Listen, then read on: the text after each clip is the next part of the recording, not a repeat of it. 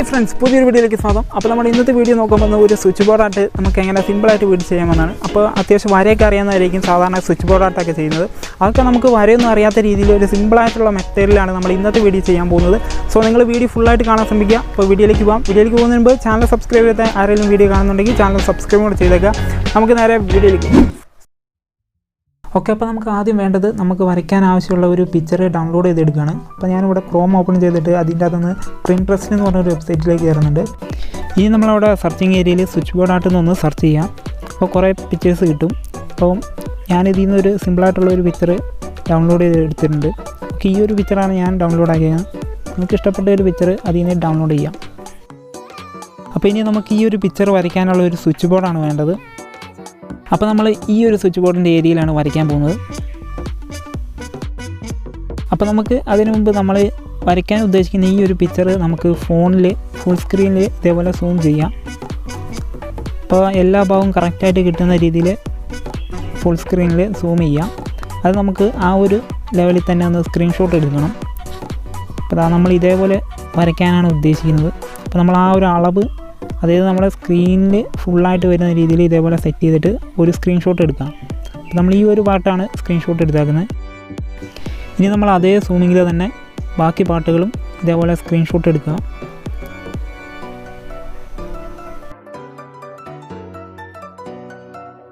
അപ്പോൾ നമ്മൾ ആദ്യം സെറ്റ് ചെയ്ത അതേ സൂമിങ്ങിൽ തന്നെ ബാക്കിയുള്ള പാർട്ടുകളും സ്ക്രീൻഷോട്ട് എടുക്കണം.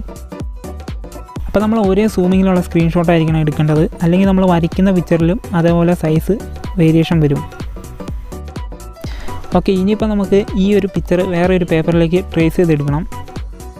അപ്പോൾ അതിനുവേണ്ടി നമ്മൾ ഒന്നെങ്കിൽ ആ ഒരു പിക്ചർ നമ്മുടെ ഫോണിൽ വാൾപേപ്പറായിട്ട് ഹോം സ്ക്രീനിൽ സെറ്റ് ചെയ്യാം, അല്ലെങ്കിൽ നമുക്ക് ആ ഒരു ഫോട്ടോ ഡയറക്റ്റ് ഓപ്പൺ ചെയ്തിട്ട് ഇതുപോലെ ഒരു വൈറ്റ് പേപ്പർ വെച്ചിട്ട് ട്രേസ് ചെയ്തെടുക്കാം. അപ്പോൾ നമ്മൾ ട്രേസ് ചെയ്യുമ്പോൾ ആദ്യം നമ്മുടെ ഫോണിലെ ബ്രൈറ്റ്നസ് ഫുള്ളായിട്ട് കൂട്ടിയിടുക. അതിനുശേഷം നമ്മളൊരു കുറച്ച് ഇരുണ്ട റൂമിൽ പോയിരുന്നിട്ട് ഇതുപോലെ ട്രേസ് ചെയ്യുവാണെങ്കിൽ നമുക്ക് നല്ല പെർഫെക്റ്റായിട്ട് വരച്ചെടുക്കാൻ പറ്റും.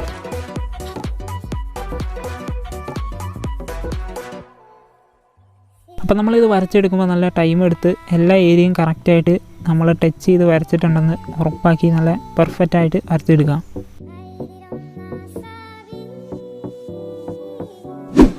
അപ്പോൾ നമ്മൾ ആ ഒരു ഫോട്ടോ ഈ പേപ്പറിലേക്ക് ട്രേസ് ചെയ്തെടുത്തിട്ടുണ്ട്. ഇനിയിപ്പോൾ നമുക്ക് ഇതിൻ്റെ ചില ഭാഗങ്ങൾ നമുക്കൊന്ന് കട്ട് ചെയ്ത് മാറ്റണം. അപ്പോൾ നമുക്ക് ഈ ഒരു പിക്ചർ ആ സ്വിച്ച് ബോർഡിലേക്ക് ചേർന്ന് നിൽക്കാൻ വേണ്ടിയാണ് നമ്മൾ ഈ ഒരു ഏരിയ മാർക്ക് ചെയ്യുന്നത്. അപ്പോൾ നമ്മൾ ഈ മാർക്ക് ചെയ്യുന്ന ഏരിയകളൊക്കെ നമുക്കൊന്ന് കട്ട് ചെയ്ത് മാറ്റണം.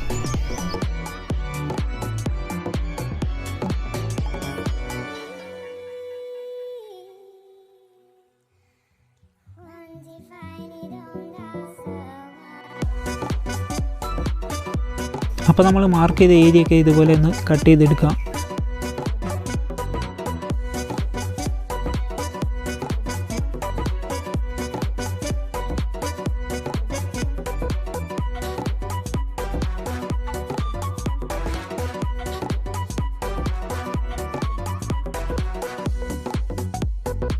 അപ്പോൾ നമ്മളിവിടെ ആ 3 ഭാഗങ്ങളും ഇതുപോലെ കട്ട് ചെയ്തെടുത്തിട്ടുണ്ട്. അപ്പോൾ നമുക്ക് വരയ്ക്കാൻ കുറച്ച് എളുപ്പത്തിനും ഇപ്പോൾ ഫിനിഷിങ്ങും കിട്ടാൻ വേണ്ടിയാണ് നമ്മൾ ഈ ഒരു രീതിയിൽ കട്ട് ചെയ്തെടുത്തിരിക്കുന്നത്.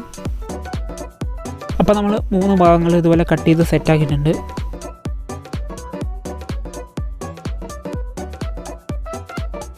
പിന്നെ നമുക്ക് വേണ്ടത് ഇതുപോലത്തെ ഒരു കാർബൺ പേപ്പറാണ്. സാധാരണ നമ്മൾ ബില്ലൊക്കെ എഴുതുമ്പോൾ അതിൻ്റെ അടിയിൽ നമ്മൾ കോപ്പി ചെയ്യാൻ വേണ്ടി ഉപയോഗിക്കുന്ന ഇതുപോലത്തെ ഒരു കാർബൺ പേപ്പറാണ് നമുക്ക് വേണ്ടത്.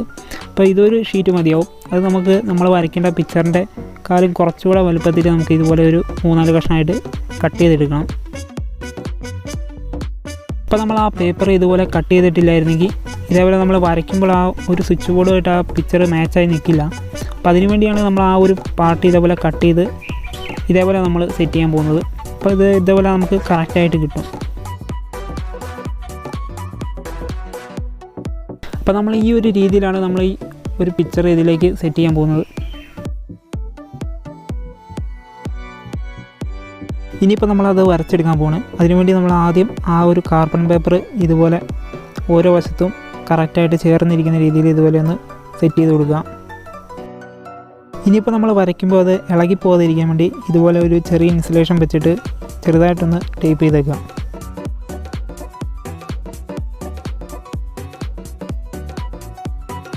ഇനിയിപ്പോൾ നമ്മൾ വരയ്ക്കാൻ ഉദ്ദേശിക്കുന്ന പിക്ചർ ഇതുപോലെ ആ സ്വിച്ച് ബോർഡ് ആയിട്ടൊന്ന് ചേർത്ത് വെക്കാം. ഓക്കെ, എന്നിട്ട് നമ്മൾ അതിൻ്റെ മേൽഭാഗത്തും അടിഭാഗത്തുമായിട്ട് ഇതുപോലെ ചെറിയൊരു ഇൻസുലേഷൻ കൂടെ ടേപ്പ് ചെയ്യുന്നുണ്ട്. ഇനിയിപ്പോൾ നമുക്ക് ആ പിക്ചറിൻ്റെ മേളിൽ കൂടെ മൊത്തത്തിലൊന്ന് വരച്ചു കൊടുത്താൽ മതി. പക്ഷേ നമ്മൾ വരയ്ക്കുമ്പോൾ നല്ല ശ്രദ്ധിച്ച് ഓരോ ലൈനും നല്ല പെർഫെക്റ്റായിട്ട് കണ്ടീഷനായിട്ട് വരച്ചെടുക്കുക. അപ്പോൾ നമ്മൾ ഭിത്തിയിലാണ് വരയ്ക്കുന്നത്. നമ്മൾ വരയ്ക്കുന്നത് എന്തെങ്കിലും ഫാൾട്ട് ഉണ്ടെങ്കിൽ അതുപോലെ തന്നെ ഭിത്തിയിൽ അത് അലമ്പായി പോകും. അപ്പോൾ അത് ശ്രദ്ധിച്ച് വരയ്ക്കണം.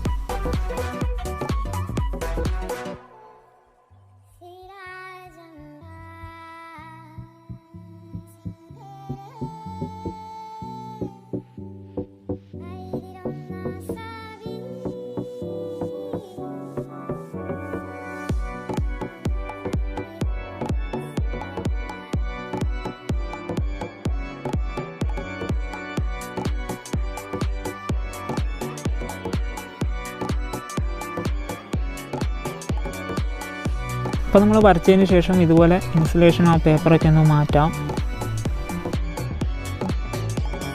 അപ്പോഴേക്കും നമ്മുടെ പിക്ചർ ഇതുപോലെ വന്നിട്ടുണ്ടാവും.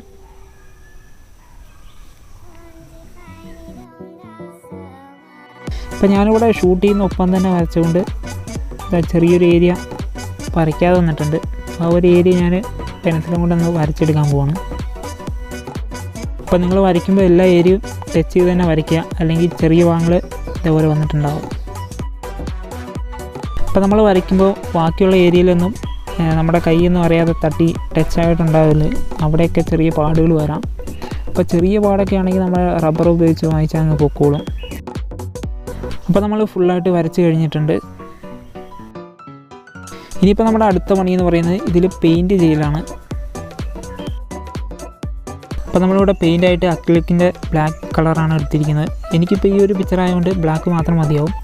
കാരണം ഓൾറെഡി ഇവിടെ ഒരു വൈറ്റ് കളർ പെയിൻറ്റിൽ വന്നിട്ടുണ്ട് ഭിത്തിയിൽ. അപ്പോൾ അതുകൊണ്ട് ബ്ലാക്ക് മാത്രം നമുക്ക് അടിച്ചു കൊടുത്താൽ മതിയാവും.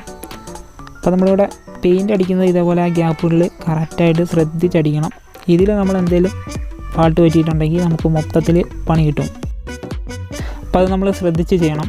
അപ്പോൾ നമ്മൾ ഡൗൺലോഡ് ചെയ്ത് ആ ഒരു പിക്ചർ നോക്കിയിട്ട് ഏതൊക്കെ ഏരിയയിലാണോ പെയിൻറ്റ് ചെയ്യേണ്ടത് ആ ഒരു ഏരിയയിൽ കറക്റ്റായിട്ട് തന്നെ പെയിൻറ്റ് ചെയ്തെടുക്കുക.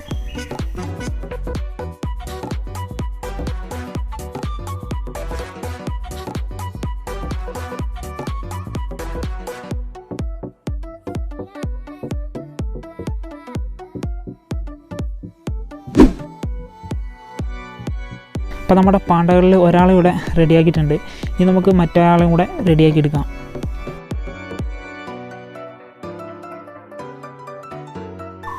ഫൈനലി നമ്മുടെ വർക്ക് ഇവിടെ കഴിഞ്ഞിട്ടുണ്ട്. അപ്പോൾ നമ്മുടെ പാണ്ടക്കുട്ടന്മാരൊക്കെ ഹാപ്പി ആയിട്ടുണ്ട്. അപ്പോൾ ഇത്രയൊക്കെയുള്ളൂ നമ്മുടെ സ്വിച്ച് ബോർഡ് ആർട്ട് എന്ന് പറയുന്നത്.